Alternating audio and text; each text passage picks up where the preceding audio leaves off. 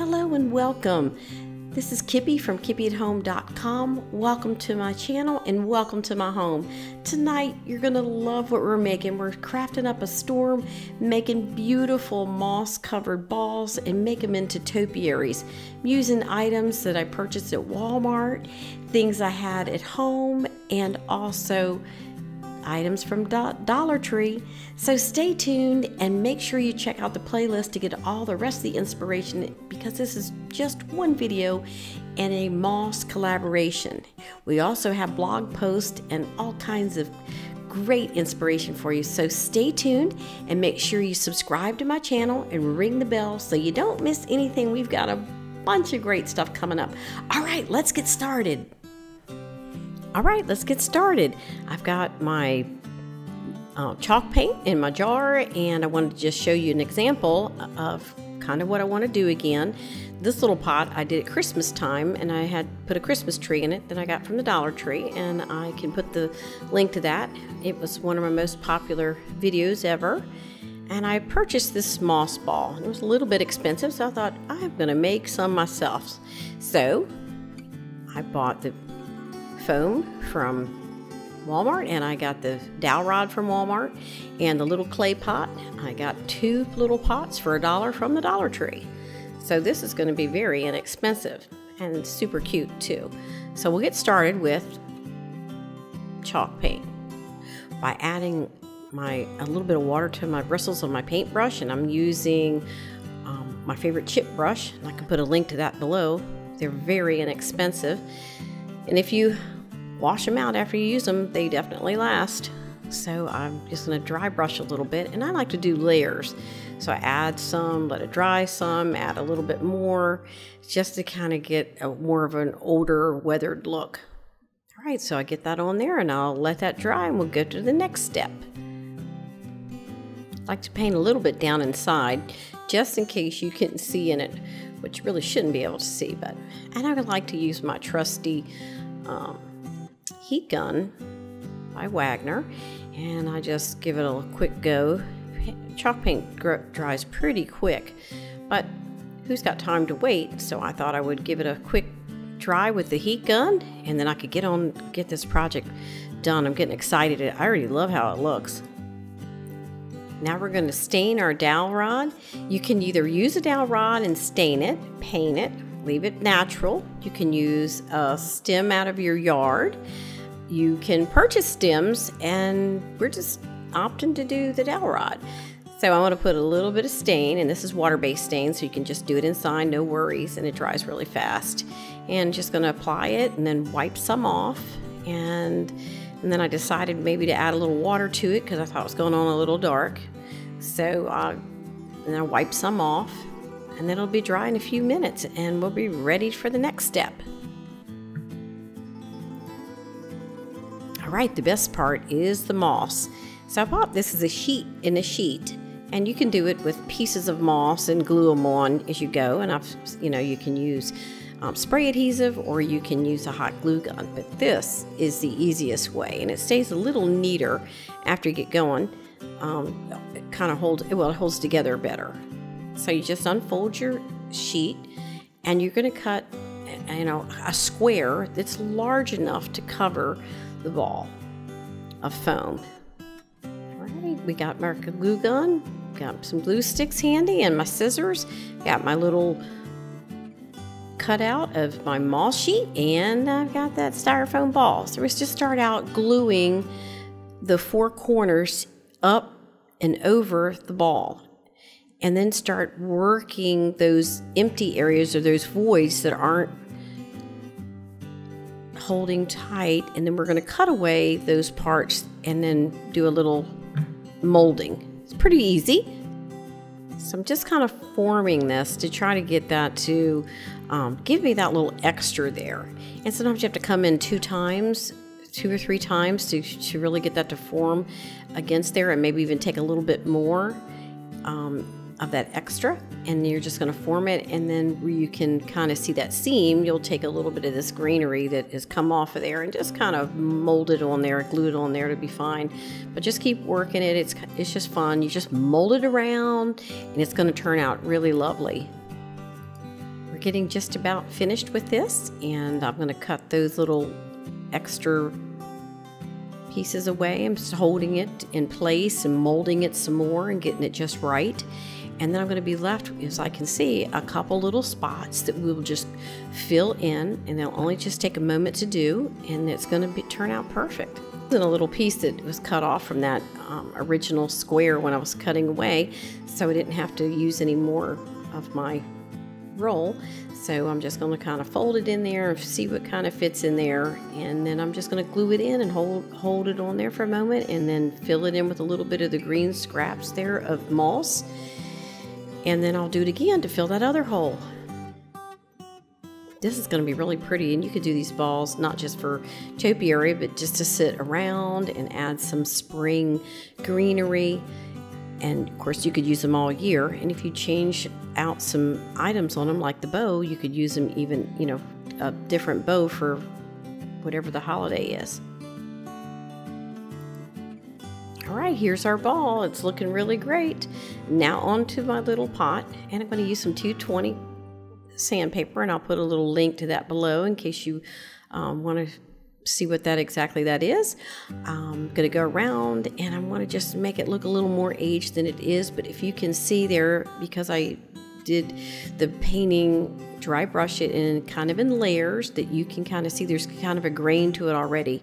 So I'm just following along back and forth to get that same worn look as the other one had, but this one's even cooler because it has that little ledge around it.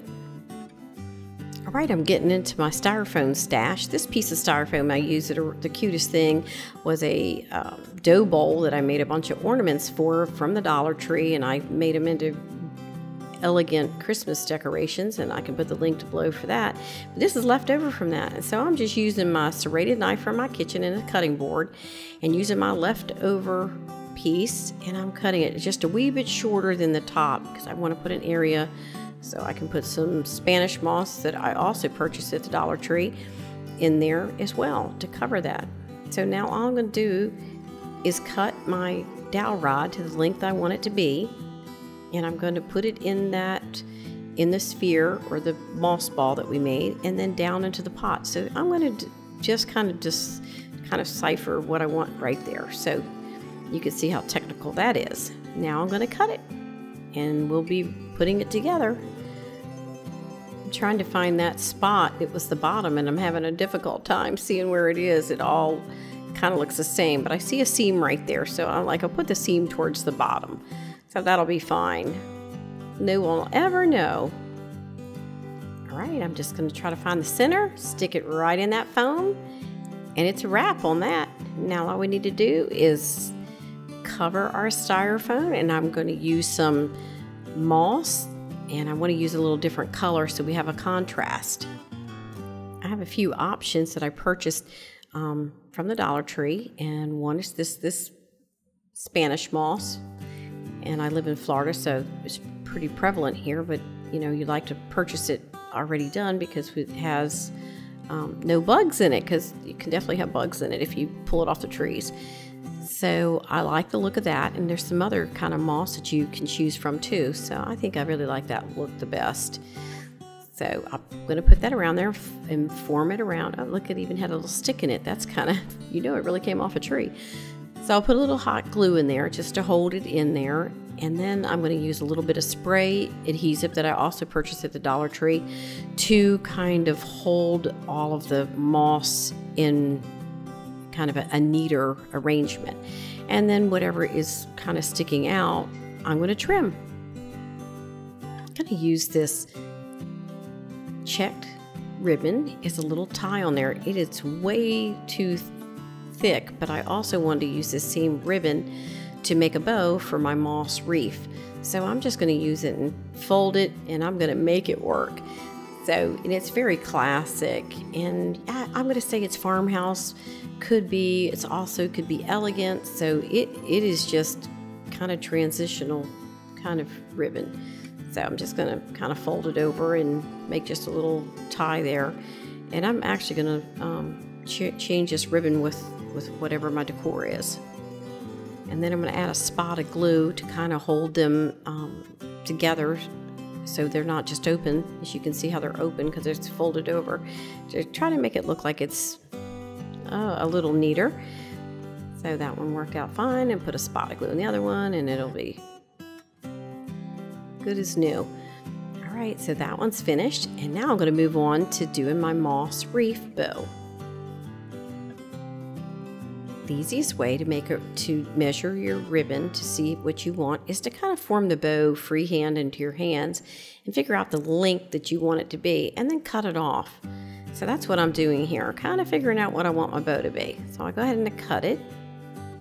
Okay, we're going to make the easiest bow ever, and this is going to be just a little tie across like that, and then I'm going to find the center and I'm going to pull it and squish it all together. And that is the bow pretty much. So just squish it in the middle and rearrange those. You might even have to trim if you cut them a little bit long, which I would advise.